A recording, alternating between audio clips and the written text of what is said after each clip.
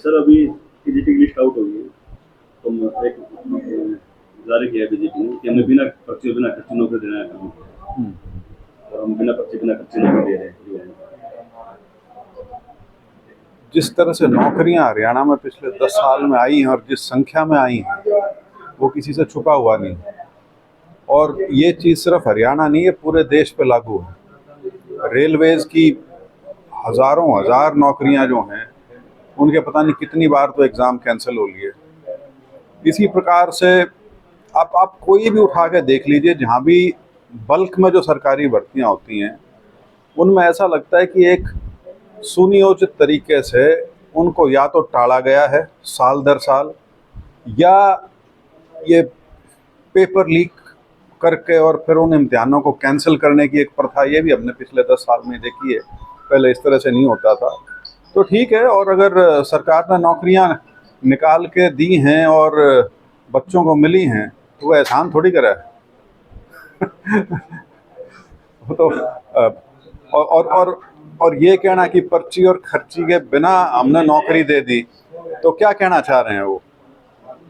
मेरे को ये बात आज तक समझ में नहीं आई है वैसे, कि पर्ची और खर्ची के बिना नौकरी दे दी।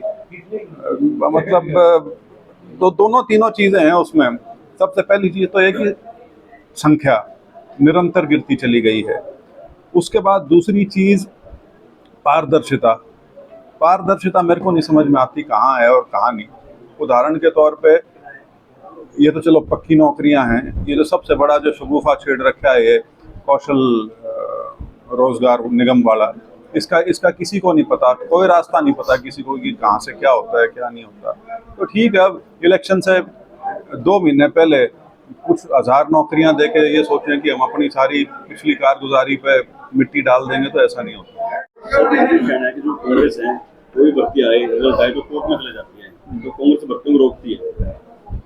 देखो, ये चीज़ मैं कई बार कह चुका हूँ, कांग्रेस का राज 10 साल पहले था। पिछले 10 साल से केंद्र और हरियाणा में बीजेपी की सरकार चल रही है। सवाल सरकार से उठेंगे, उससे पहले क्या हुआ था नहीं हुआ था उसका लोग हिसाब किताब कर चुके हैं। 10 साल से बीजेपी राज में है, और ये अभी भी हर चीज को लेके पीछे कि उनके टाइम में क्या हुआ था, 1977 में क्या हुआ था, 1947 में क्या हुआ था, मुगलों के टाइम में क्या हुआ था। अरे यार, 10 साल आपको लोगों ने मौका दिया है दोनों स्तर पे, आप उसका जवाब दीजिए। आप अपनी चीज को छुपाने के लिए, अपनी कमियों को छुपाने के लिए हमेशा पीछे जाके कहते हैं कि वहां वहां क्या हुआ था वो देख लो, तो इस तरह से नहीं चलता।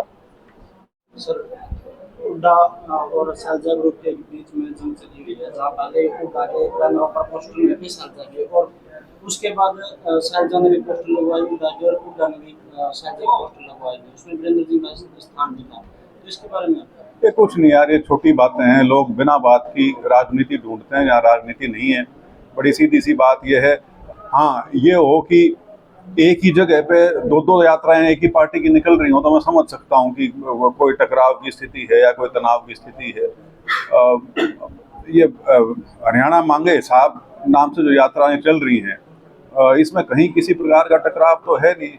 और जितने ज़्यादा लोग इसमें जुड़ेंगे, चाहे वो कार्यकर्ता के स्तर पे हों या नेताओं के स्तर पे हों, पार्टी के लिए उतना ही फायदेमंद है। सर आम आदमी पार्टी कहना है कि हरियाणा पंजाब का हरियाणा को हम बदलेंगे, तो किस तरह से देखते हैं मुझे इस बारे में? आम आदमी पार्टी के पास कुछ संभावनाएं पैदा हुई थी कुछ साल पहले, लेकिन वो उन्होंने खो दी। तो यहाँ पे फिलहाल 2024 के चुनाव में आम आदमी पार्टी के पास ना तो कोई संभावना है और ना किसी प्रकार की ज़मीन है फिलहाल उनके पास आगे बढ़ने के लिए।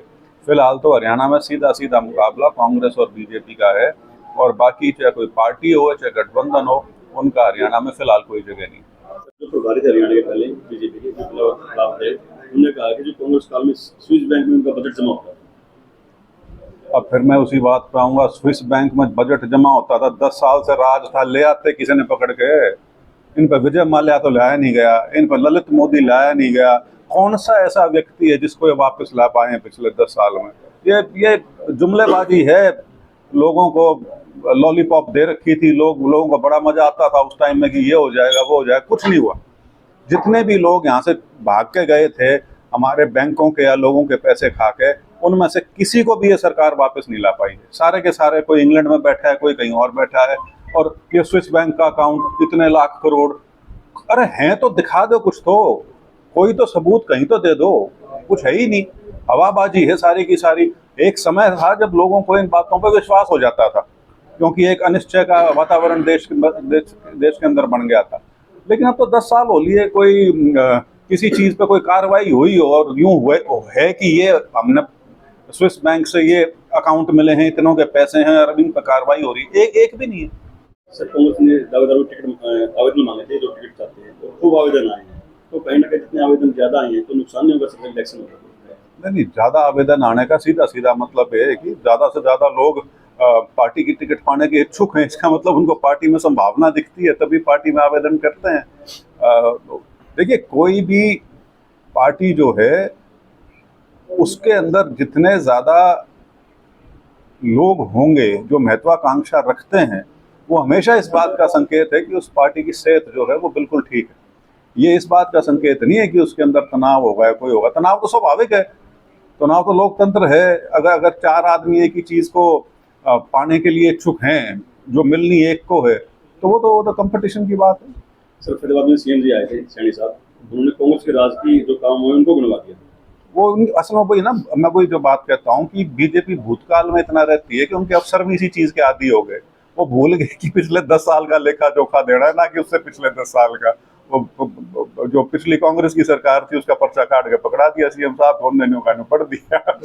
तो ये ऐसे ऐसे चुटकुले भी होते रहते हैं, लेकिन इस तरह पे होने नहीं चाहिए। जहाँ मुख्यमंत्री पब्लिकली कोई स्पीच दे रहा हो और वहाँ इस तरह की गलती हो, ये मैंने इस तरह की चीज पहली बार सुनी।